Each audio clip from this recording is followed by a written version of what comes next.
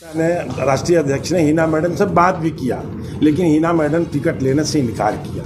बहुत दिन के बाद उनकी इंतजार के बाद जब इनकार कर गया, पेपर में भी आप ही लोग छापे थे कि लालू जी ने किया फ़ोन, हिना ने किया इनकार, निर्दल लड़ने का किया ऐलान। 22 को जब अनाउंस हो गया टिकट का, उसके एक हफ्ते के बाद और बिहारी चौधरी को वहाँ उम्मीदवार बनाया गया, इसलिए खुद इनकार किया, काटा गया। हिना मैडम को प्रयास किया गया।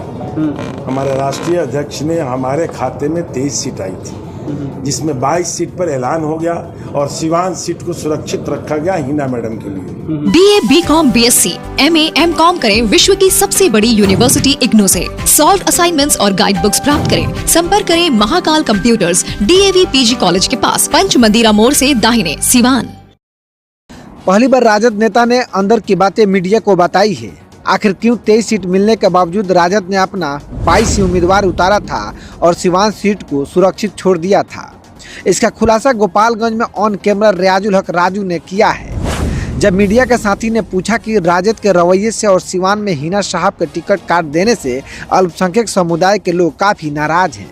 इस पर रियाजुल हक राजू कहते हैं कि कोई नाराज नहीं है, ताकि राजद के खाते में 23 सीटें आई थी और हम लोग 22 उम्मीदवार का लिस्ट जारी कर दिया था और सिवान के सीट को सुरक्षित हिना साहब के लिए छोड़ दिया गया था।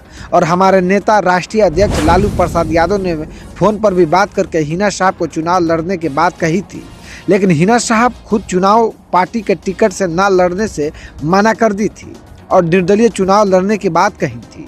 वहीं आगे खुलासा करते हुए रियाजुल हक राजू कहते हैं कि पार्टी के कई सीनियर नेता हिना साहब से संपर्क साधने की कोशिश की थी ताकि हिना साहब चुनाव लड़े। लगभग एक हफ्ते सिवान का टिकट सुरक्षित रखा गया था कि मैडम मान जाएंगी तो चुनाव लड़वा दिया जाएगा, लेकिन मैडम नहीं मानी, तब जाकर और बिहारी चौधरी को सिवान से टिकट दिया गया।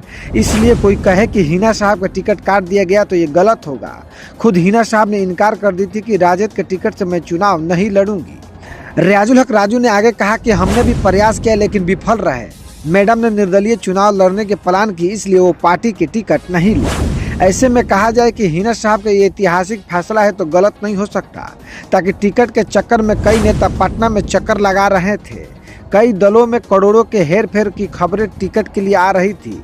वहीं मरहूम शहाबुद्दीन की पत्नी हिना साहब के लिए सुरक्षित सीट रखना, खुद राष्ट्रीय अध्यक्ष को कॉल कर ये कहना कि पार्टी से चुनाव लड़िए, बहुत कुछ दर्शा गया है। अब देखना ये होगा कि सब कुछ ठुकरा कर हिना साहब निर्दलीय किस्मत आजमा रही हैं। कितना फायदेमंद होता है उनका निर्णय अब ये समय ही बताएगा।